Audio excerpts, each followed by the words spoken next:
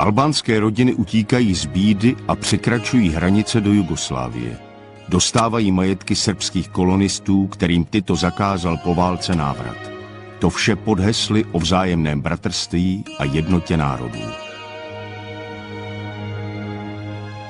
Rasla sam na Kosovu i Metohiji u selu Donja Dubnica kod Podujeva. To je mali gradić gdje su živjeli i Srbi i Albanci. Naravno, nekada su živjeli samo i u stvari isključivo Srbi.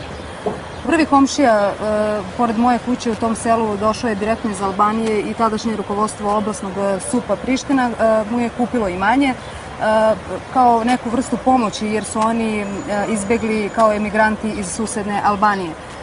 Delovali su jako siromašno, tako da je moja porodica uvek njima izlazila u susret, pomagala svim sredstvima, od hrane, garderobe i drugih sredstava za život, jer su u tome tada uskodevali. Po válce se celá Jugoslávie mění. Z agrární země se stává zemí průmyslovou. Titovi komunisté hlídají rovnost mezi národy a menšinami. Za projevy nacionalismu jsou tvrdé tresty. Za projev velkosrbského nacionalismu se však považuje i kritika protisrbské politiky režimu.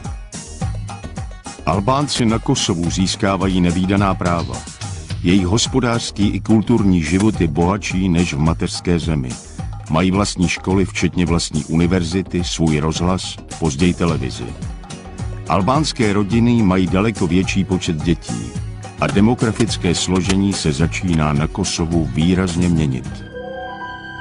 Konec 70. let představuje v Jugoslávii roky hospodářské krize.